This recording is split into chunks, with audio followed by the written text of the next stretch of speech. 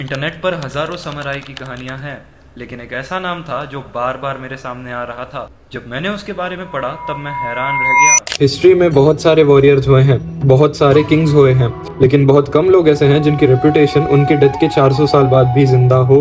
और उनसे भी कम लोग ऐसे हुए हैं जिन्होंने अपनी लाइफ में कभी भी एक भी ड्यूल नहीं हारा, एक भी नहीं।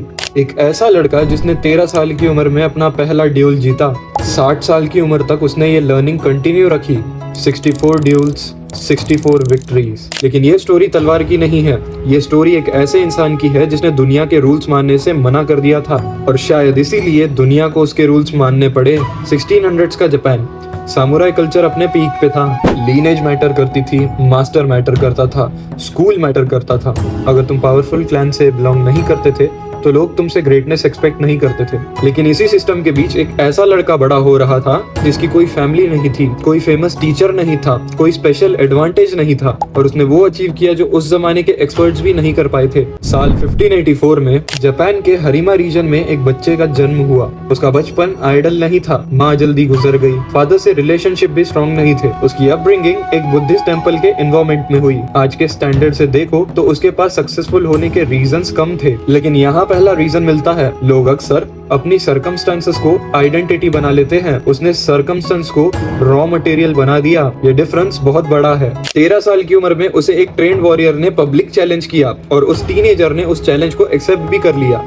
रिजल्ट, टीनेजर जीत गया। हिस्ट्री में ये इवेंट डॉक्यूमेंटेड है, पर इम्पोर्टेंट बात विक्ट्री नहीं, इम्पोर्टेंट बात ये है कि उसने वेट नहीं किया कॉन्फिडेंस के आने का। मॉडर्न दुनिया का एक बहुत बड़ा मिथ है, पहले कॉन्फिडेंस आएगा फिर एक्शन लूंगा, जबकि रियलिटी इससे अपोजिट होती है। पहले एक्शन आता है फिर कॉन्फिडेंस। जवानी में उसने एक अनयूजुअल डिसीजन लिया।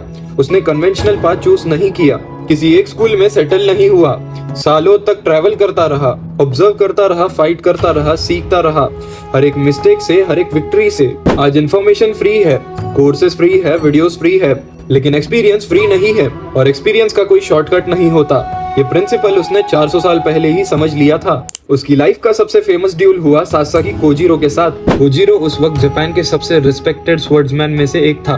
Technically brilliant, extremely dangerous. लेकिन ड्यूल के दिन एक इंटरेस्टिंग चीज हुई। मुसाशी काम था, जबकि कोजिरो इमोशनल था, और कई बार यही डिफरेंस इनफ होता है। आज भी नेगोशिएशन में, बिजनेस में, स्पोर्ट्स में, रिलेशनशिप्स में, जो अपनी इमोशंस को कंट्रोल करता है वही सिचुएशन को कंट्रोल करता है। उस वक्त के सामुराइज एक प्राइमरी स्वर्ड स्टाइल यूज करते थे, पर उसने एक एक्सपेरिमेंट किया। उसने 2 स्वर्ड्स रखना स्टार्ट किया। लोगों ने क्रिटिसाइज किया, मॉक भी किया, लेकिन उसने एक प्रिंसिपल को फॉलो किया। किसी चीज को सिर्फ इसलिए मत मानो क्योंकि सब मान रहे हैं। ये रेबेलियन नहीं थी, ये टेस्टिंग थी, और इनोवेशंस वहीं से आते हैं। बहुत लोग सिर्फ ड्यूल को फाइट समझते हैं, वो नहीं समझता था उसके लिए ड्यूल शुरू होता था फाइट के पहले। वो अपोनेंट्स को स्टडी करता था, उनके हैबिट्स, उनकी स्ट्रेंथ, उनकी वीकनेसेस। आज मिलिट्री स्ट्रेटजी, एलाइट स्पोर्ट्स और टॉप लेवल बिजनेस लीडर्स सब लोग इसी अप्रोच को फॉलो करते हैं। प्रिपरेशन प्रेशर को कॉन्फिडेंस में कन्वर्ट कर देती है। 64 ड्यूल्स जीतने के बाद भी उसने खुद को कभी कंप्लीट नहीं माना। ये रेयर है।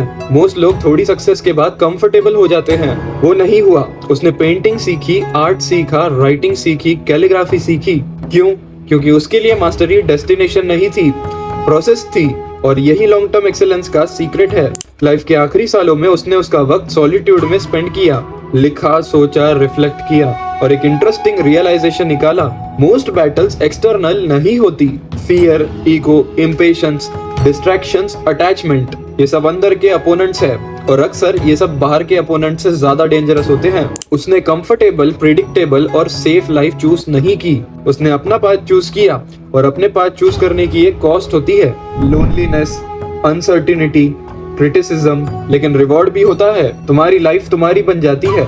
दुनिया उसे ग्रेटेस्ट स्वर्ड्समैन के नाम से याद करती है, लेकिन शायद ये उसकी सबसे इंप्रेसिव अचीवमेंट नहीं थी। उसकी सबसे इंप्रेसिव अचीवमेंट ये थी कि उसने कभी किसी और को ये डिसाइड करने नहीं दिया कि उसे कैसे जीना है। उसने हर एक्सेप्टेड रूल को टेस्ट किया, हर लिमिटेशन को चैलेंज किया, हर स्किल को इम्प्रूव किया, और हर विक्ट्री के बाद स्टूडेंट बना रहा। और शायद इसीलिए 400 साल बाद भी लोग उसकी तलवार से ज्यादा उसकी थिंकिंग में इंटरेस्टेड हैं। उस आदमी का नाम था मियामोटो मुसाशी।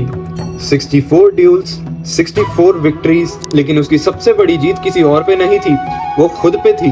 और लास्ट में एक बात याद रखना, the ultimate battle is not against another person, it is against your own limitations.